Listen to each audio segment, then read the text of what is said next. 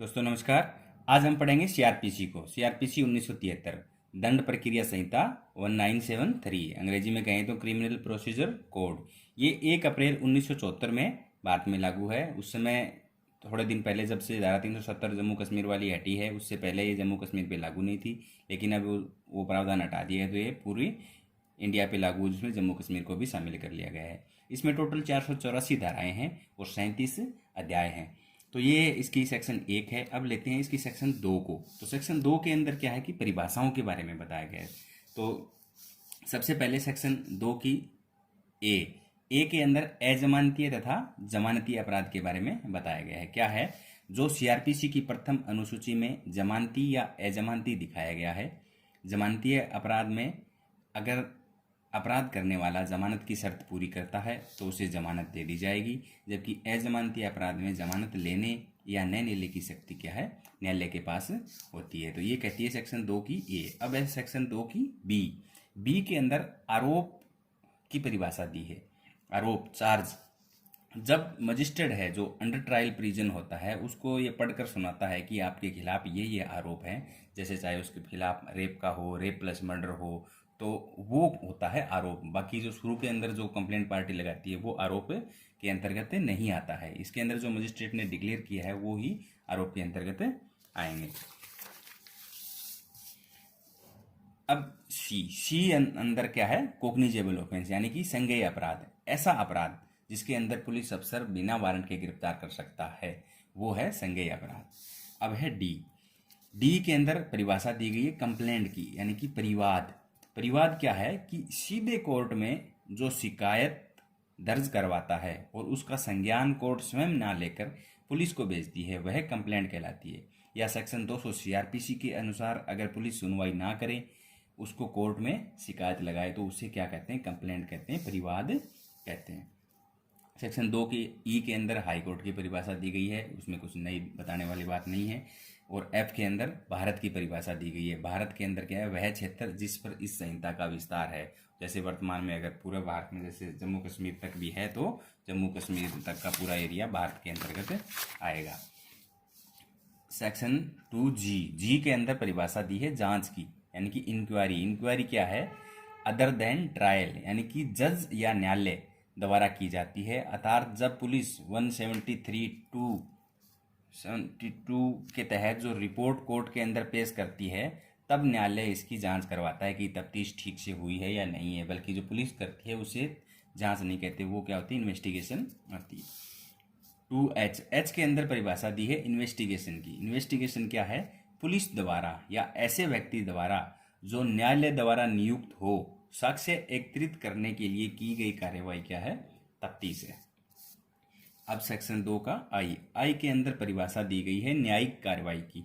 न्यायिक कार्रवाई क्या है? जुडिशियल प्रोसीडिंग, जहां पर साक्ष्य लीगल तरीके से शपथ पर लिया जाता है, वो न्यायिक कार्रवाई है। जैसे नॉर्मल तौर पर अगर सम्मन या वारंट जारी करना न्यायिक कार्रवाई के अंतर्गत नहीं आता है, इसमें साक्ष्य का होना जरूरी होता है, वो न्यायिक कार्रवाई मानी जाएगी।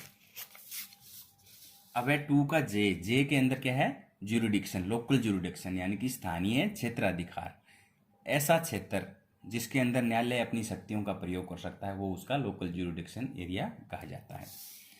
अब सेक्शन 2 का के अंदर परिभाषा दी है महानगर क्षेत्र की, यानी कि मेट्रोपॉलिटन एरिया।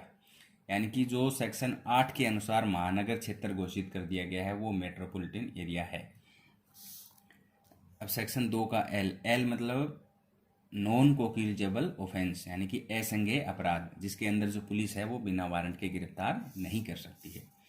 अब 2 का एम के अंदर परिभाषा है अधिसूचना की, यानी कि notification means published in official gazette. मतलब जो ऑफिशियल गजट के अंदर जो परिभाषित हुई है वो है अधिसूचना। 2 का एन में परिभाषा दी गई है ऑफेंस की। ऑफेंस की यानी कि अपराध की परिभाषा आईपीसी में देखें तो सेक्शन 40 के अंदर दी हुई है। अपराध क्या है? कार्य या लोप जो कानून द्वारा दंडनीय है, अपराध है। लोप जैसे कि बैंक का गार्ड है, वो लुटेरे को देखकर साइड में हो जाए और लुटेरे को ना रोके, तो वो क्या है? लोप अपराध के अंतर्गत आएगा। अब 2 का ओ के अंदर परिभाषा दी गई है ऑफिसर इंचार्ज इन पुलिस स्टेशन, मतलब थाने का थानाधिकारी जो कि कम से कम हेड कांस्टेबल रैंक का होगा, और अगर गवर्नमेंट चाहे तो कुछ सूचना जारी करके इसे अन्य को भी निर्धारित कर सकती है। अब 2 का पी के अंदर परिभाषा दी गई है प्लेस यानी कि स्थान। स्थान के अंतर्गत क्या है, ग्रह, तंबू, भवन, यान, जलयान इत्यादि ये सब शामिल है। क्यू के अंदर परिभाषा दी गई है प्लीडर की। प्लीडर यानी कि अधिवक्ता, जिसे न्यायालय नियुक्त करे किसी न्यायिक कार्रवाई के लिए। आर के अंदर परिभाषा दी गई है पुलिस रिपोर्ट की। पुलिस रिपोर्ट क्या है, सीआरपीसी की धारा 173(2) के अनुसार पुलिस द्वारा तफ्तीश करने के बाद न्यायालय को जो रिपोर्ट भेजी जाती है उसे कहते हैं पुलिस रिपोर्ट। 2 के एस में पुलिस स्टेशन की परिभाषा दी गई है। पुलिस स्टेशन क्या है, ऐसा स्थान जिसे राज्य सरकार ने पुलिस थाना घोषित कर रखा है, वो क्या है, पुलिस स्टेशन है। अब सेक्शन 2 का टी के अंदर परिभाषा दी है विहित यानी कि प्रेस्क्राइब, यानी कि संहिता में जो नियम बनाए गए हैं वो क्या है, प्रेस्क्राइब के अंतर्गत आते हैं। अब सेक्शन 2 का यू में क्या परिभाषा दी है, लोक अभियोजक की। लोक अभियोजक यानी कि पब्लिक प्रोसिक्यूटर, जैसे हम देखते हैं कोर्ट के अंदर पीपी। सेक्शन 24 के अधीन नियुक्त व्यक्ति अभिप्रेत है पीपी के अंतर्गत, और इसके अधीन पीपी के अधीन कार्य करने वाला व्यक्ति भी शामिल है। अब है सेक्शन 2 का वी के अंदर परिभाषा दी गई है उपखंड यानी कि sub division. Sub division means A sub division of district, मतलब डिस्ट्रिक्ट के जो सब डिवीजन डिवाइड होते हैं वो सब डिवीजन उपखंड के कहलाते हैं। अब है सेक्शन 2 का डब्ल्यू, ये सम्मन मामला, ये काफ़ी इंपॉर्टेंट रहता है। सम्मन मामला क्या है, मतलब ये नेगेटिव के रूप में परिभाषा दे रखी है कि जो वारंट मामला नहीं है वो सम्मन मामला है। अब वारंट मामला भी आगे पढ़ेंगे हम, तो यानी जिसके अंदर सजा 2 वर्ष या फिर 2 वर्ष से कम है वो है सम्मन मामला। अब सेक्शन 2 का डब्ल्यू के अंदर एक सेक्शन और सब सेक्शन जोड़ दी है डब्ल्यू की ए, उसके अंदर परिभाषा दी गई है पीड़ित की यानी कि विक्टिम कौन है, मतलब किसी कार्य या लोभ के कारण जिस व्यक्ति को हानि हुई है या वह व्यक्ति अगर नहीं रहता है तो उसका जो संरक्षक है वो क्या आता है, विक्टिम के अंतर्गत माना जाएगा। अब सेक्शन 2 का एक्स के अंदर परिभाषा दी है वारंट मामले की। जैसे हमने समन मामला पढ़ा था, वारंट मामला क्या है, जिसके अंदर सजा का प्रावधान 2 वर्ष से अधिक है वो आएगा वारंट मामला।